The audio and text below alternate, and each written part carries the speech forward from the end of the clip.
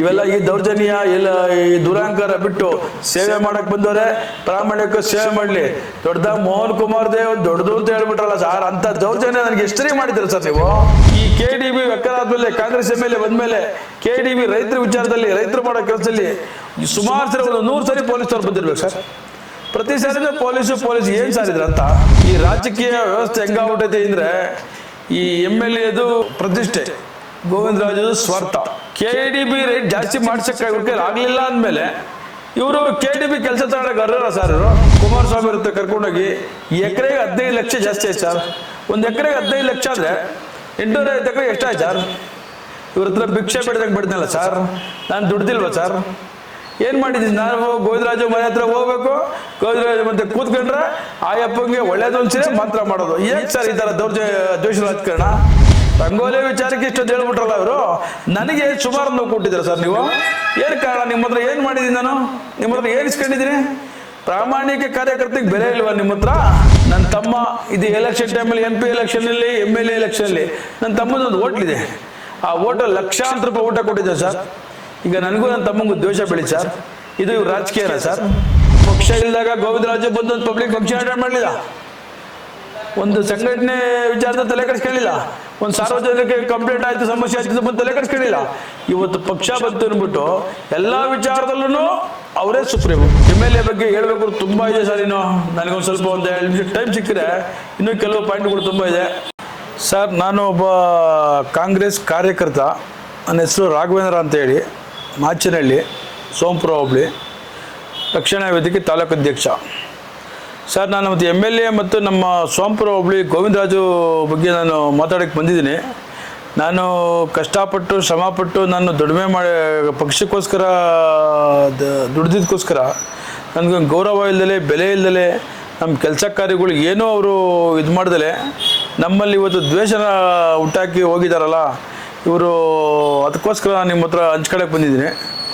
ಮತ್ತು ಈ ವಿಚಾರ ಮೊದಲನೇದಾಗಿ ನಿನ್ನೆ ಭಾರತೀಯಪುರದ ರಂಗೋಲಿ ವಿಚಾರದಲ್ಲಿ MLA ಅವರು ಮಗು ಥರ ಹೇಳ್ತಾಯಿದ್ರು, ಮೋಹನಣ್ಣ ನಾನು ಹಂಗೆ ಹಿಂಗೆ ಅಂತ. ನಾನು ಕಾಂಗ್ರೆಸ್ ಪಕ್ಷಕ್ಕೆ ಪ್ರಾಮಾಣಿಕವಾಗಿ ತನು ಮನ ಧನ ಎಲ್ಲ ರೀತಿಯಲ್ಲೂ ಕಾಂಗ್ರೆಸ್ ಇಲ್ದಾಗಲೂ ಸಹ ನಾನು ಲಕ್ಷಾಂತರ ರೂಪಾಯಿ ಖರ್ಚು ಮಾಡ್ಕೊಂಡು ನಾನು ಸಂಘಟನೆ ಎಲ್ಲ 100 ಲೀಡರ್ಗಳು ಗುರ್ಸ್ಕೊಂಡು ನಾನು ಕಾಂಗ್ರೆಸ್ ಪಕ್ಷದಲ್ಲಿ ಪ್ರಾಮಾಣಿಕವಾಗಿ ಕೆಲಸ ಮಾಡಿದ್ದೀನಿ ಸರ್. ನಾನು ಏನಾದರೂ ಒಂದು ಸಣ್ಣ MLA ಹತ್ರ ಆಗಲಿ, ಇಲ್ಲ ಗೋವಿಂದರಾಜು ಹತ್ರ ಆಗಲಿ, ಒಂದು ಯಾವುದನ್ನ ತಿದ್ದುಪಡಿ, ಇಲ್ಲ ಒತ್ತುವರಿ, ಇಲ್ಲ ಕಾಂಟ್ರಾಕ್ಟು, ಯಾವುದಾದ್ರೂ ಒಂದು ಏನಾದರೂ ಒಂದು ಅವ್ರ ಹತ್ರ ನಾನು ಸ್ವಂತಕ್ಕೆ ಏನಾದರೂ ಕೇಳಿದರೆ ಅವರು ನಾನು ದ್ವೇಷ ಮಾಡಲಿ ಸರ್. ಈ ರಾಜಕೀಯ ವ್ಯವಸ್ಥೆ ಹೆಂಗಾಗ್ಬಿಟ್ಟೈತಿ ಅಂದರೆ, ಈ MLA ಪ್ರತಿಷ್ಠೆ, ಗೋವಿಂದರಾಜು ಸ್ವಾರ್ಥ. ಅಲ್ಲಿ ನಂತರ ಲೀಡ್ರ್ ಯಾರಾದರೂ ಪ್ರಾಮಾಣಿಕ ಮಾಡಿದ್ರೆ ನೀವು ಯಾವುದೇ ಲೀಡ್ರನ್ನ ಕೇಳಿ ಸರ್, ನೀವು ಯಾವುದೇ ಲೀಡ್ರುಗಳು ಬೇಕಾದ್ರೆ ಹೇಳಿ, ಓಪನ್ ಆಗಿ ಬಂದು ಹೇಳಿ. ಅವರಿಗೆ ಓಪನ್ ಆಗಿ ಬೇಕಾದ್ರೆ ನಾನು ಚಾಲೆಂಜ್ ಕೊಡ್ತೀನಿ. ನಾನು ಏನಾದರೂ ಪಕ್ಷದ ಬಗ್ಗೆ ಆಗಲಿ, ಸಮಾಜದ ಬಗ್ಗೆ ಆಗಲಿ ಏನಾದರೂ ಒಂದು ತಪ್ಪು ಮಾಡಿದರೆ ಯಾರಾದರೂ ಅದ್ರ ಬಗ್ಗೆ ಹೇಳಿ. ನಾನು ಸರ್ KDB ವಿಚಾರದಲ್ಲಿ ನಮ್ಮಲ್ಲಿ ಜಮೀನು ಹೋಗಿತ್ತು. ಆ ಜಮೀನು ಹೋಗಿದ್ದಾಗ ನಾನು MLA ಮತ್ತು ಶಾಸಕರ ಹತ್ರ ಎಷ್ಟೋ ಬಾರಿ ಹೋಗ್ಬಿಟ್ಟು ಕೇಳಿದೆ, 10 ರಿಂದ 15 ಲಕ್ಷ ಜಾಸ್ತಿ ಮಾಡಿಸ್ಬಿಟ್ಟಿದ್ದೀನಿ ಅಂತ ನಮಗೆ ಕಣ್ಣುರ್ಸಿರು. ನಾವು ಅದನ್ನೇ ನಂಬ್ಕೊಂಡು KDB ರೇಟ್ ಜಾಸ್ತಿ ಮಾಡ್ಸೋಕ್ಕೆ ಇವ್ರ ಕೈಲಿ ಆಗಲಿಲ್ಲ ಅಂದಮೇಲೆ ಇವರು KDB ಕೆಲಸ ತಗೊಳಕ್ಕೆ ಅರ್ಹರ ಸರ್. ಇವ್ರಿಗೆ ಅರ್ಹತೆ ಎಲ್ಲ ಇದೆ ಇವ್ರಿಗೆ. ಆಮೇಲೆ ಈ ಹಿಂದೆ 850 ಎಕರೆ JDS ಸರ್ಕಾರ ಇದ್ದಾಗ ನಮ್ಮಲ್ಲಿ ಅವೇರಳ್ಳಿ, ಕೊಟ್ಟಿಗೆರೆ, ಬಿಲ್ಲಿಂಗ್ಕೋಟೆ, ಮಾಚನಹಳ್ಳಿ 850 ಎಕರೆ ಆಗಿತ್ತು. ನಾನೇ ಸರ್ ಸ್ವತಃ ಪ್ರತಿ ಮನೆಗೂ ಜಮೀನು ಹೋಗೋರ ಮನೆಗೂ ಹೋಗಿ ಪಾಂಪ್ಲೆಟ್ ಹಚ್ಚಿ ಎಲ್ಲರೂ ಜನ ಕೂಡ ಆಗ್ದಾಗ ಆವಾಗಲೂ ನಾನು ಕಾಂಗ್ರೆಸ್ಸಲ್ಲಿ ಇದ್ದೆ ಸರ್. ಆದರೆ ಆ ಜನಗಳು ನೋಡಿ ಇದೇ ಕೆಲವು ಲೀಡ್ರುಗಳು ಕುಮಾರಸ್ವಾಮಿ ಇರುತ್ತೆ ಕರ್ಕೊಂಡೋಗಿ ಎಕರೆಗೆ 15 ಲಕ್ಷ ಜಾಸ್ತಿ ಆಯ್ತು ಸರ್. ಒಂದು ಎಕರೆಗೆ 15 ಲಕ್ಷ ಅಂದರೆ 850 ಎಕರೆ ಎಷ್ಟಾಯ್ತು ಸರ್? ಇವ್ರ ಹತ್ರ ಭಿಕ್ಷೆ ಬಿಡ್ದಂಗೆ ಬಿಡ್ದಲ್ಲ ಸರ್. ನಾನು ದುಡ್ದಿಲ್ವ ಸರ್? ಏನು ಮಾಡಿದ್ದೀನಿ ನಾನು?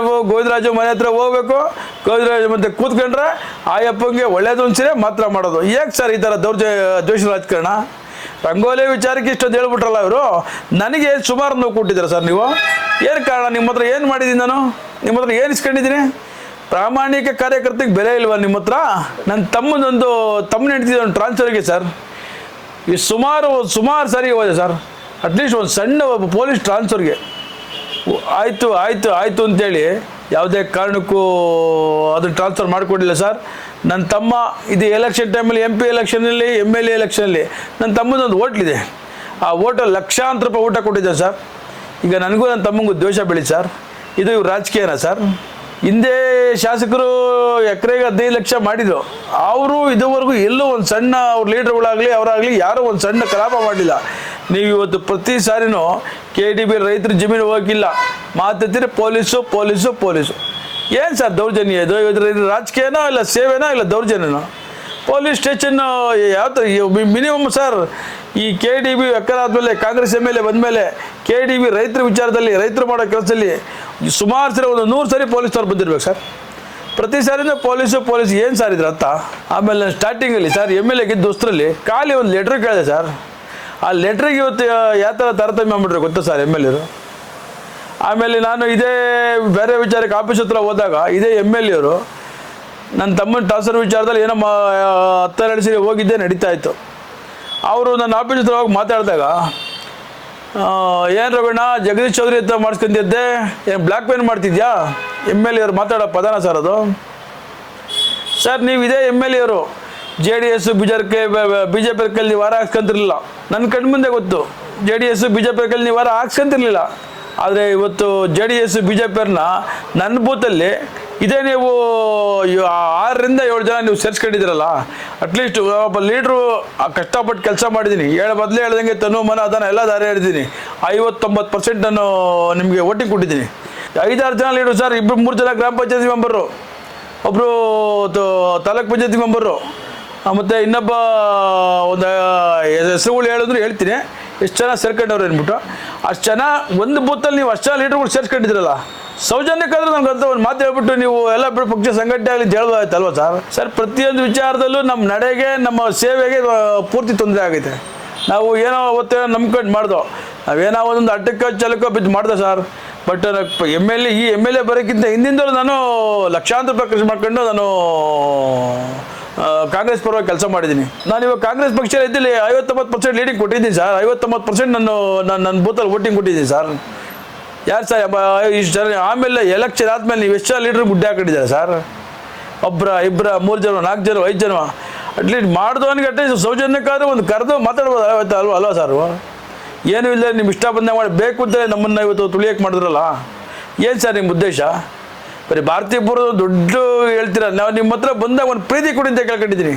ಆ ಪ್ರೀತಿ ಇಲ್ಲ ನಿಮ್ದು ಏನೋ ಒಂಥರ ಈ ರಾಜ್ಯ ಗೆದ್ದಿರೋ ಥರ ರಾಜ ಥರ ನೀವು ಆಡಿದ್ರಲ್ಲ. ಇದೇ ಸರ್ ನಾವೆಲ್ಲ ಈ ನಿಮ್ಮ ನೆಲಮಂಗಲದಲ್ಲಿ ಎಲ್ಲೋ ಲೀಡರ್ಗಳ ಹತ್ರ ನಾನು ಗುರ್ಸ್ಕೊಂಡಿದ್ದೀನಿ ಸರ್. BML ಆಗ್ಬೋದು, ಗಿರಿಧರ್ ಆಗ್ಬೋದು, ಬಸರಹಳ್ಳಿ ಉಮೇಶಣ್ಣ ಆಗ್ಬೋದು, ರಾಜಣ್ಣ ಆಗ್ಬೋದು, ಗಣೀರ್ ಆಗ್ಬೋದು, ಆಮೇಲೆ ಇದು ತುಂಬ ಜೊತೆ ಗುರ್ತಿಸ್ಕೊಂಡಿದ್ದೀವಿ ಸರ್. ಸೋಂಪುರದಲ್ಲಿ ಸರ್ ಎಲ್ಲ ರೀತಿ ಶಿವಣ್ಣವ್ರಿಗಿಂತ ನನಗೆ ಗೋವಿಂದ ಶಿವಣ್ಣವ್ರು ಬದುಕಿದ್ದಾಗ MLA ಅವರು ನನಗೆ ಅಂಥ ಲೀಡರ್ಗಳ ಹತ್ರ ನಾವು ಗುರ್ತಿಸ್ಕೊಂಡಿದ್ದೀವಿ. ಅವ್ರು ಯಾರೂ ನನಗೆ ಕೆಟ್ಟವ್ರು ಅಂದಿಲ್ಲ. ಆಮೇಲೆ ಇವತ್ತು ಸೋಂಪುರದಲ್ಲಿ ನೀವು ಯಾರ್ಯಾರ ಬಗ್ಗೆ ಹೇಳಿದ್ರಲ್ಲ, ತೀರ್ಥಪ್ರಸಾದ್ ಆಗ್ಬೋದು, ಮೋಹನ್ ಕುಮಾರ್ ಆಗ್ಬೋದು, BMS ಆಗ್ಬೋದು, BPS ಆಗ್ಬೋದು, ತುಂಬ ಲೀಡ್ರು, ನಮ್ಮ ಚಿಕ್ಕಪ್ಪ ಜಯಣ್ಣವ್ರು ಆಗ್ಬೋದು, ತುಂಬ ಲೀಡ್ರುಗಳು ಆಗ್ಬೋದು. ಕೇಳ್ಕೊಳ್ಳಿ, ರಘು ಅವನು ಏನು ಗುರಿ ಏನೋ, ಅವನ ದಾರಿ ಏನೋ. ಅವ್ನು ಯಾವತ್ತಾರು ಒಬ್ರಿಗೆ ಅನ್ಯಾಯ ಮಾಡಿದ್ರೆ ಒಬ್ರಿಗೆ ಮೋಸ ಮಾಡಿದಾನ. ಇಂಥ ಕಾರ್ಯಕರ್ತನ ನೀವು ಪಕ್ಷ ಇಲ್ಲದಾಗ ಗೋವಿಂದರಾಜು ಬಂದು ಪಬ್ಲಿಕ್ ಫಂಕ್ಷನ್ ಅಟೆಂಡ್ ಮಾಡಲಿಲ್ಲ, ಒಂದು ಸಂಘಟನೆ ವಿಚಾರದ ತಲೆ ಕೆಡಿಸ್ಕೊಳ್ಳಿಲ್ಲ, ಒಂದು ಸಾರ್ವಜನಿಕ ಕಂಪ್ಲೇಂಟ್ ಆಯಿತು, ಸಮಸ್ಯೆ ಆಯ್ತು ಬಂದು ತಲೆ ಕೆಡಿಸ್ಕೊಳ್ಳಿಲ್ಲ. ಇವತ್ತು ಪಕ್ಷ ಬಂತು ಅಂದ್ಬಿಟ್ಟು ಎಲ್ಲ ವಿಚಾರದಲ್ಲೂ ಅವರೇ ಸುಪ್ರೀಮು. ಆಮೇಲೆ ಸರ್ ನಮ್ಮೂರಲ್ಲಿ ಒಂದು ನಾಟಕ ಆಡಿದ್ರು, ಸ್ವಂತ ನಮ್ಮೂರಲ್ಲಿ. ಆ ನಾಟಕ ಆಡಿದಾಗ ಈ ಮಾಮೂಲಿ ಪಂಚಾಯತಿ ಲೆವೆಲ್ ಲೀಡರ್ಗಳು ಹಾಕೊಂಡಿದ್ದಾರೆ, ಅದು ನನ್ನ ಹೆಸರು ಸಹ ಹಾಕಿದ್ರು. MLA ಹತ್ರ ಕಾರ್ಡ್ ಕೊಡೋಕೆ ಹೋದಾಗ MLA ಏನು ಹೇಳ್ಬೇಕು ಸರ್? ಅವ್ರ ವಿರೋಧಿಗಳಾಗಲಿ ಯಾರಾಗಲಿ ಏನು ಹೇಳಬೇಕು? ಗೋವಿಂದರಾಜು ಹೆಸರು ಹಾಕಿಲ್ಲ, ನಾನು ಬರೋಲ್ಲ. ನಾವೇನಾಗಬೇಕು ಸರ್ ಅಲ್ಲಿಗೆ? ನಮ್ಮ ಗೌರವ ಏನಾಗುತ್ತೆ? ಕಷ್ಟಪಟ್ಟು ನಿಮಗೆ ನಾವು ಇಷ್ಟೆಲ್ಲ ಇದು ಮಾಡಿದಾಗ MLA ಬಗ್ಗೆ ಹೇಳಬೇಕು ತುಂಬ ಇದೆ ಸರ್. ಇನ್ನು ನನಗೊಂದು ಸ್ವಲ್ಪ ಒಂದು 2 ನಿಮಿಷ ಟೈಮ್ ಸಿಕ್ಕರೆ ಇನ್ನೂ ಕೆಲವು ಪಾಯಿಂಟ್ಗಳು ತುಂಬ ಇದೆ. ನಮ್ಮೂರಲ್ಲಿ ಸರ್ ಹಿಂದೆ JDS ಅವರು ತುಂಬ ಕೆಲಸ ಮಾಡಿದ್ದಾರೆ ಸರ್. ಅಟ್ಲೀಸ್ಟ್ ನನ್ನ ಮರ್ಯಾದೆಗೋಸ್ಕರ ಅವರು ಅಟ್ಲೀಸ್ಟು ನಮ್ಮೂರಿಗೆ ಕೆಲಸ ಮಾಡಿ ಸರ್.